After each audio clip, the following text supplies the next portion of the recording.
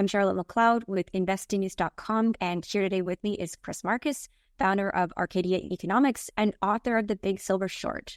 Thank you so much for joining me. Great to have you.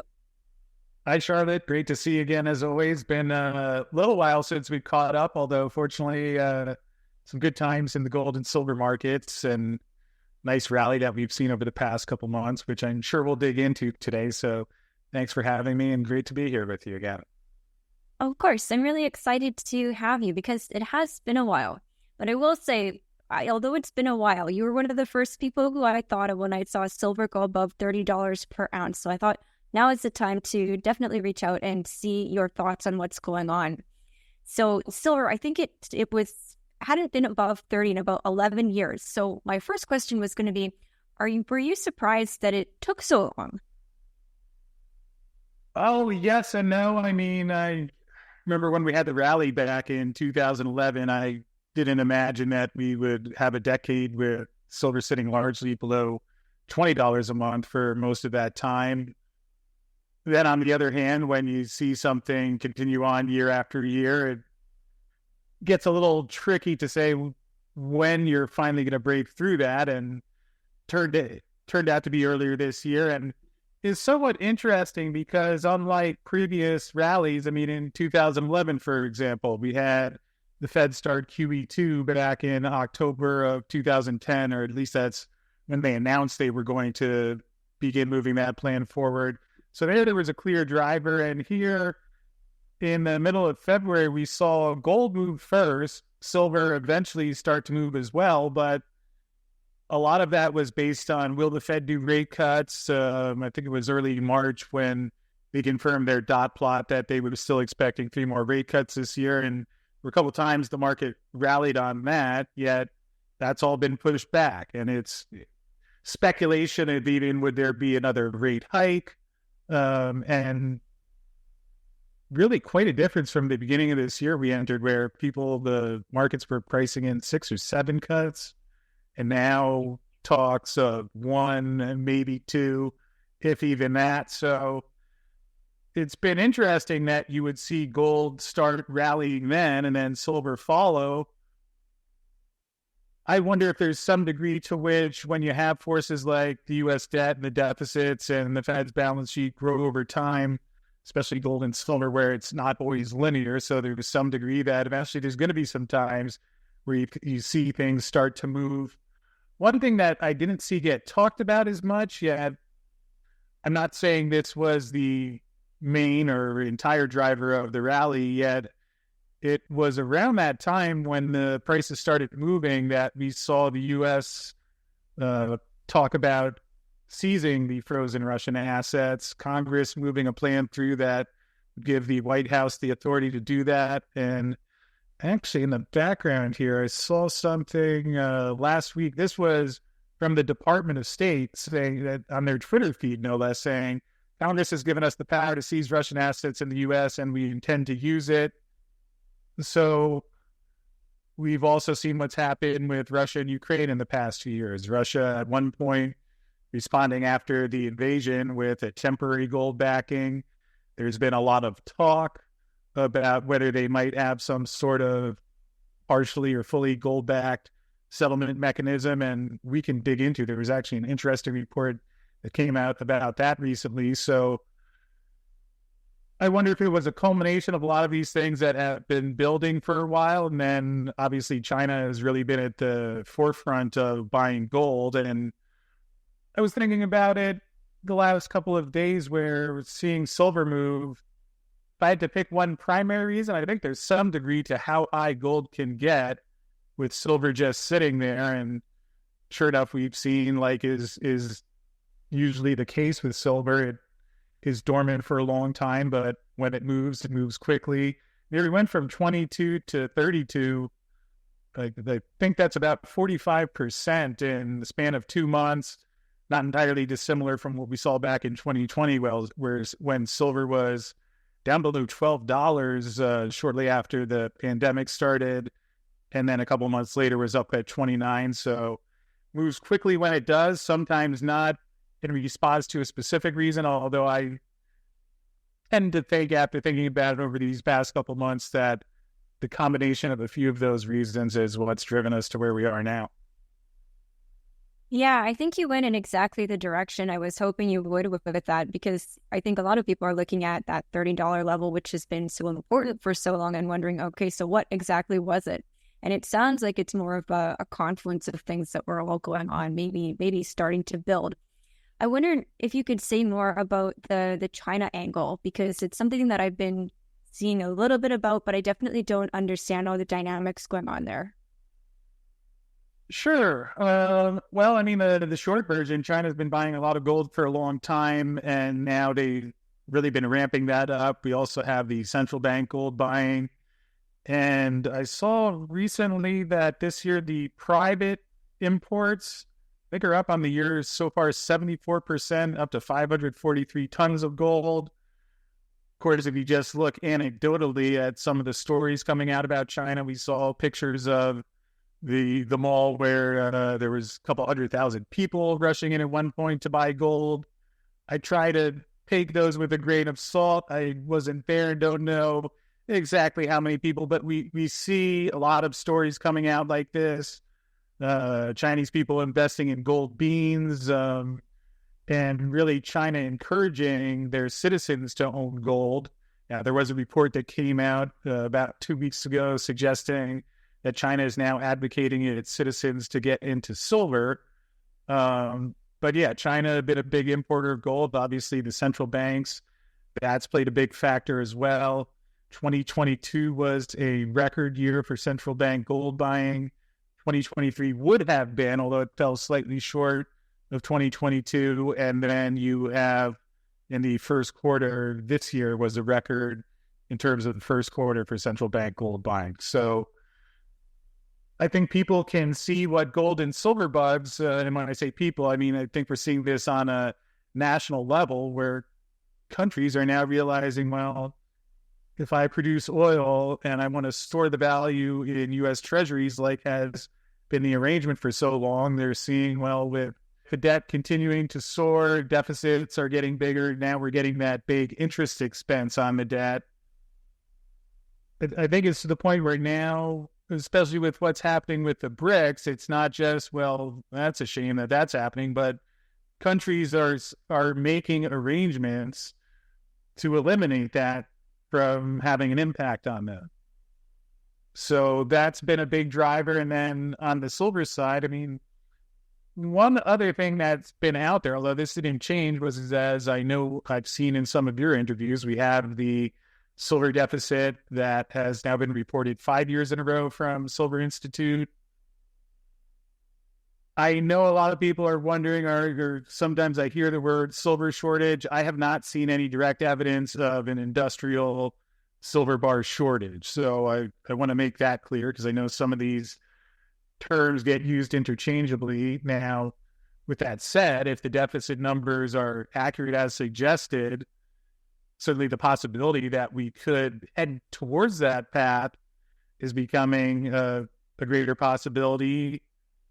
So you see these conditions that I don't think we're at a shortage of silver yet, but certainly have a tight market that if this continues, and Silver Institute did forecast another large deficit for the years going this year and the years going forward. So the potential to get there, and again, this didn't just happen beginning in February, so I wouldn't call that the main driver, but I think all these things add up, and that's traditionally been the way that it happens in gold, but especially silver, where they build up for a while, and then at some point you see the impact of that.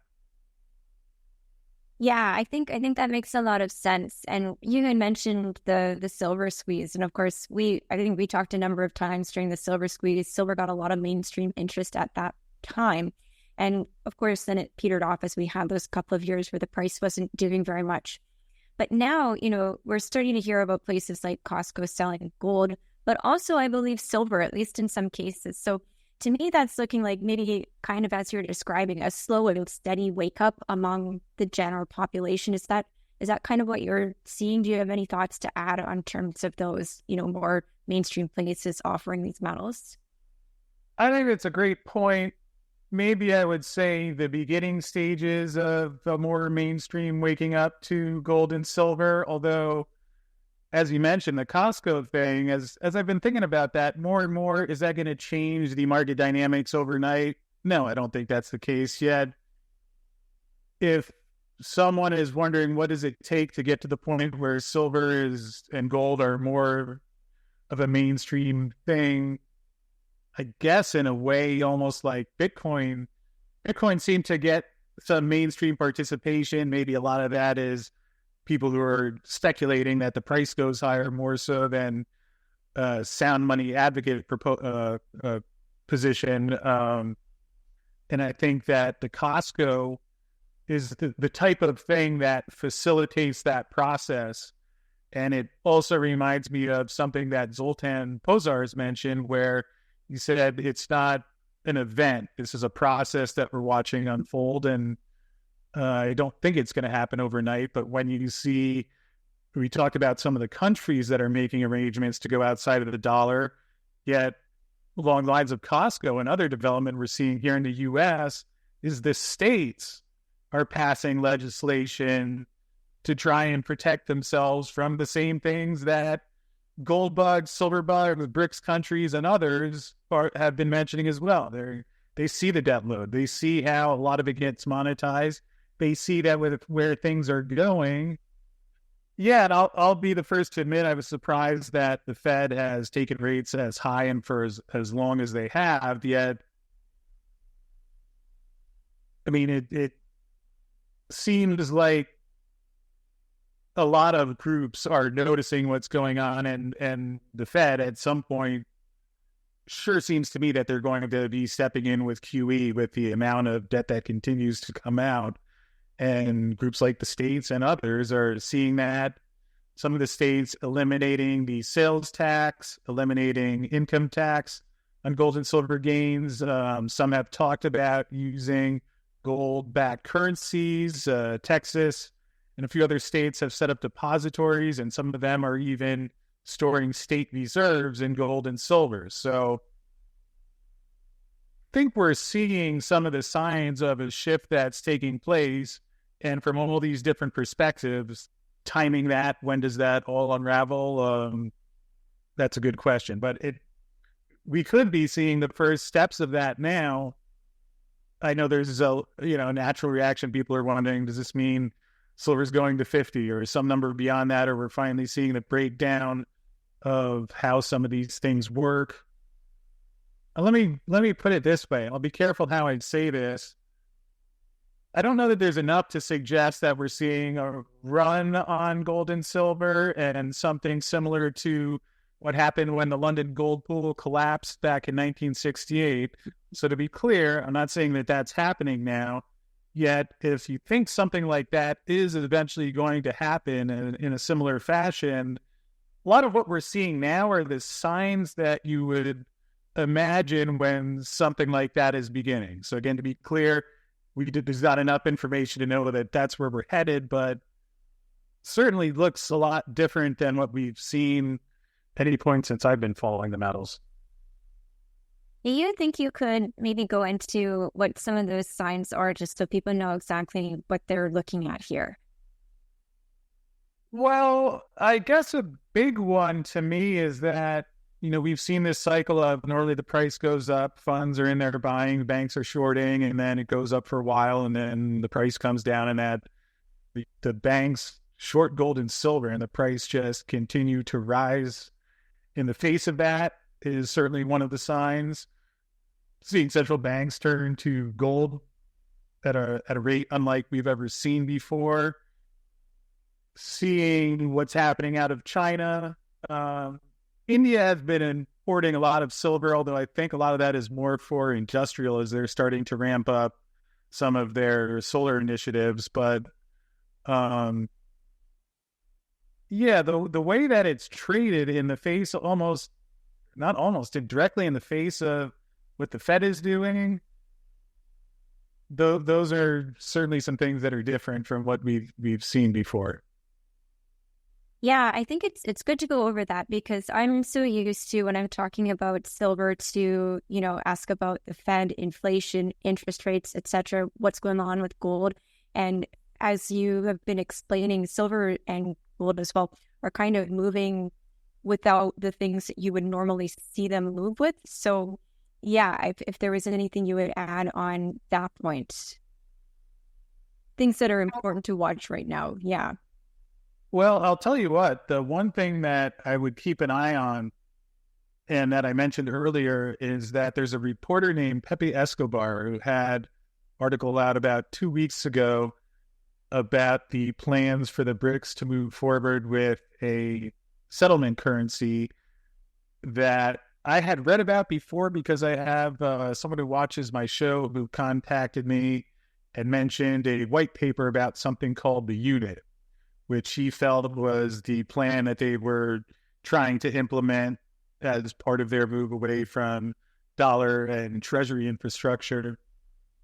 So I'd heard about this for a couple of months and was reading and learning about it. And it was interesting when Escobar's report came out because he said this is now being reviewed by the BRICS Business Council and is now officially on the docket with the potential to be adopted as early as 2025. And to see, because we've heard rumors, we've heard a lot of comments from Sergei Glaziev, who is the Economic and Integration Minister of the the Eurasian Economic Union. And he's talked a lot about gold, but in his previous comments, it's been more, well, this is what we think should happen, but Russia's central bank has been pushing back against this. So at least now Pepe Escobar is reporting that it's on the BRICS Business Council. They're reviewing it. He did have a quote from Glaziev in there who commented specifically on the unit as it's called and his views on it and how he feels it could work. And again, the interesting part is that it calls for a 40% backing of gold and a 60% backing of BRICS nations' currencies. And when you add into that the BRICS nations currently account for over 50% of the global oil exports, makes it a little different of a situation because especially if you have that tie to energy and this is how the energy is being paid for, if that should manifest, to be clear, this is a report. Have not seen any reason to doubt the accuracy of his report, and by all means, it's not a done deal. It's something that's being considered, but something like that in the midst of all the other things that are happening that we've been talking about, eventually they add up, and that's probably the type of thing that's factoring in why you see gold soaring above 2,000 and silver getting through $30. Yeah, I think as you can kind of begin to see, there's so many factors that are all at play. And I wanted to ask about another one that you started to mention a little bit, which is, the industrial side of silver demand. And in particular, solar. I think there are some pretty impressive projections out there for solar demand for the future. And people seem to have differing ideas about how much the industrial side of silver ends up impacting the price. So just wanted to get your take on solar demand for silver. Well, yeah, the solar demand has been incredible. Everyone keeps expecting that we're going to hit the peak and then it's going to slow down. Has not been the case so far. Last year was a big year. I know there's a lot of dispute over how much silver is actually going into the photo panels. I think Silver Institute had about 240 million ounces last year. For whatever it's worth, the people that seem to not like those numbers think that they're even larger. I mentioned earlier, and I saw a report a week ago about India, and they're really trying to ramp up their solar now. U.S. Saw a report showing that they're planning to double their capacity in 2024. So not slowing down the U.S. And China was about 50% ahead of their 2023 pace through January of April of this year. So there's a lot of silver going into solar that has not slowed down yet. And I guess the other thing I'd like to add on to that is, and I can send you the link if you want to post it in the show notes. Oxford Economics did a study on a forecast for the silver industrial demand over the next 10 years. Again, by all means, does anyone know exactly what's going to happen over the next 10 years? So factor that in as you will. But in either case, they came back and said they're expecting a 46% growth in industrial silver demand over the next decade. So if we're already in a deficit, Charlotte, I know you talk to mining company executives, maybe some money coming back into the silver equity side now, but it's not matching what you would have expected maybe from $30 silver or $2,400 gold. I mean, there's some coming back in, but certainly on the junior side, it's not an avalanche. So you have the deficit, you have the forecasted growth, which at least is in line with what we've seen the past couple of years. Plus, you're not getting a lot of new investment into new projects, advancing junior projects. And as I know you're aware, and probably a lot of your listeners, that you don't get, I mean, even if the silver price goes to 50 or 100 tomorrow, it's still going to take a while for silver to start coming from some of these projects. So if those Oxford Economics Institute numbers are anywhere near accurate, we're going to have a lot of silver demand going forward as well. Right. And I did want to touch on supply a little bit with you as well, because I think people are hopefully aware that miners can't just ramp up as soon as they see the price going up. And the other aspect for silver that I always find really interesting to remember is that it's really, so much of it is a byproduct of other metals production. And of course, a lot of it is gold. So you're thinking if the gold price is high as well, maybe people want to increase gold production and therefore silver. But maybe you could talk a little bit about the company's ability to actually increase supply during high price times. Well, that's a really good point because, like you said, about 75% of silver is coming from copper, lead, zinc, and gold mines, about 20 to 25% coming from silver companies. And if you assume the deficit's about 200 million ounces, that's a big gap to make up because I think even First Majestic is about 9 million ounces of silver, not silver equivalent, not including their gold. But if they're one of the larger silver companies, they're producing 9 million ounces. It's not like there's, 4 or 5 companies that are doing 60 or 70 million ounces a year that, maybe they put some more ore in through the processor and churn out an extra 20 or 25 each. I mean, a lot of these companies are producing less than 10 million ounces of silver per year. So with that said, I mean, there has been a fair amount of retail silver selling. More, I wouldn't say necessarily overwhelming the buying, but there's been people starting to sell silver back to dealers. And there has been about 3 billion ounces of silver purchased by retail since 2008.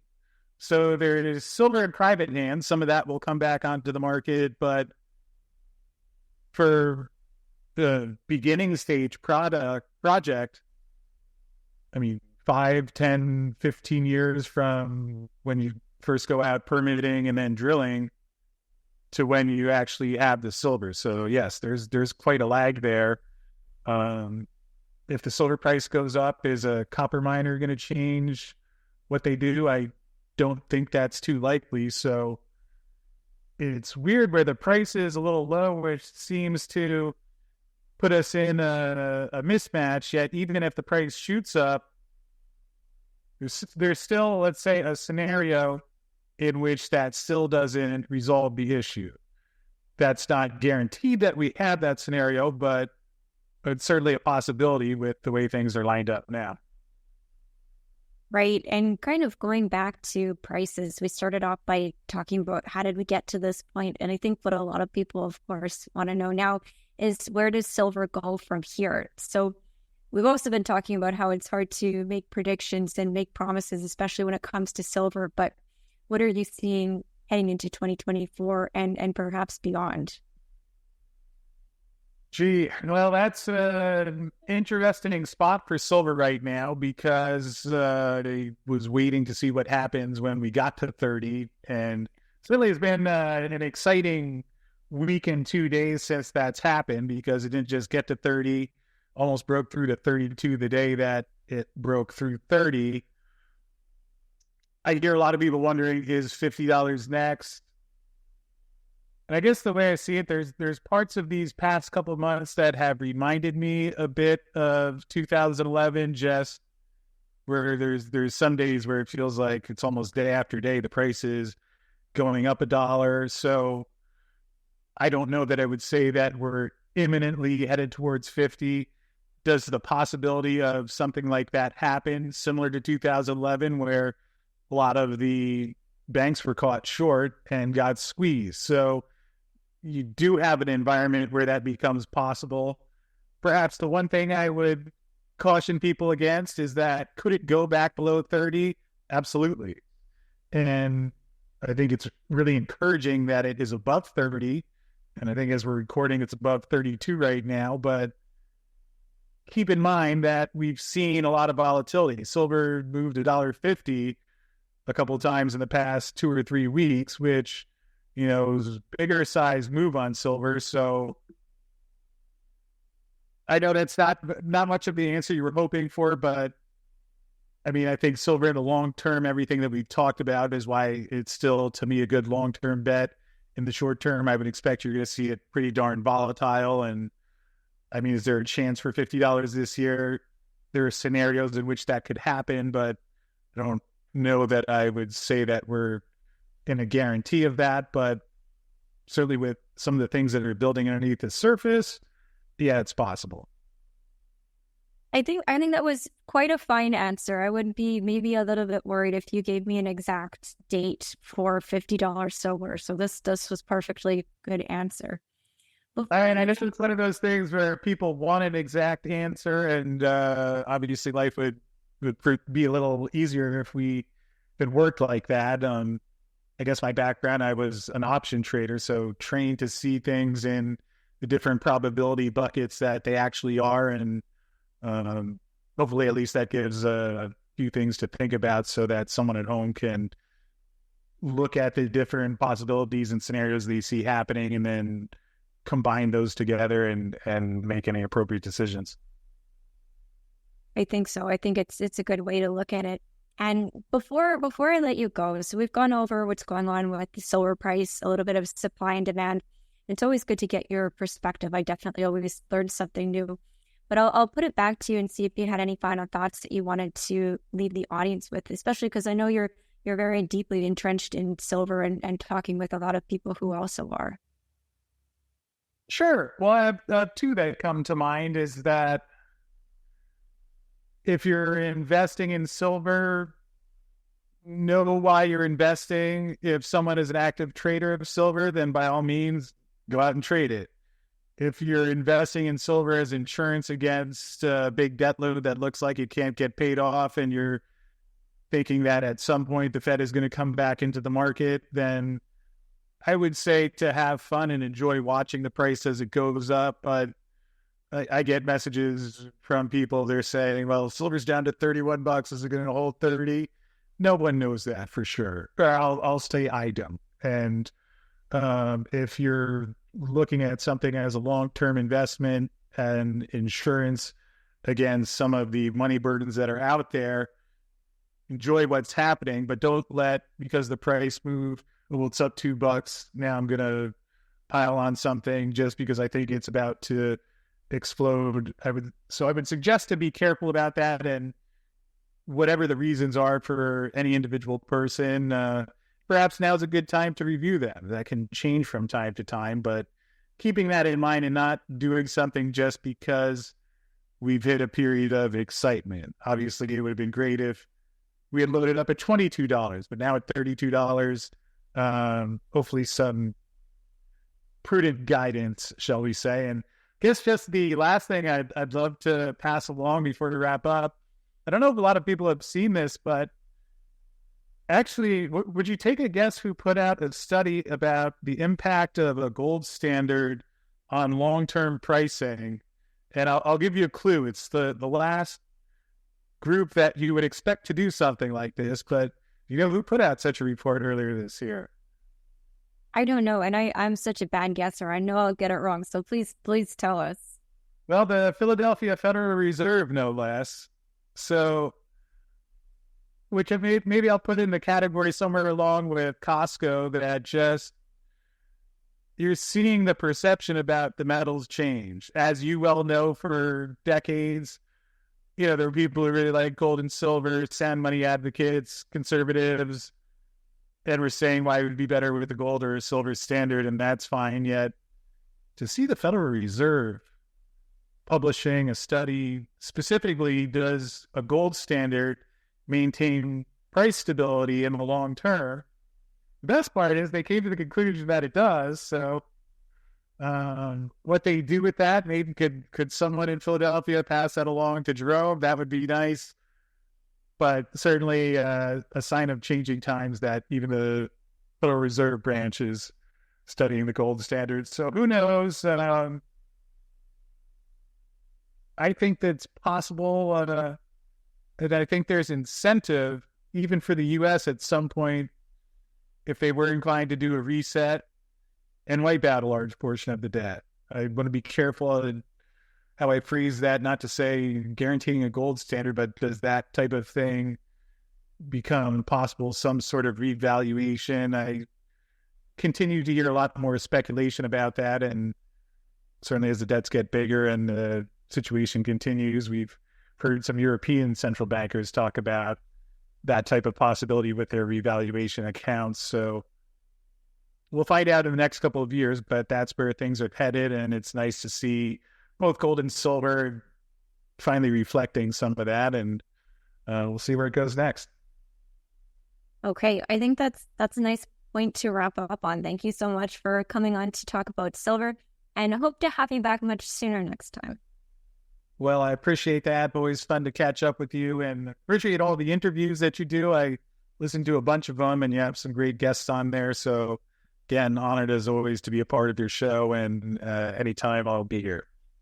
Well, thank you very much. And once again, I'm Charlotte McLeod with investingnews.com, and this is Chris Marcus with Arcadia Economics. Thank you for watching. If you like this video, make sure you subscribe to our channel. We'd also love to hear your thoughts, so leave us a comment below. We'll see you next time.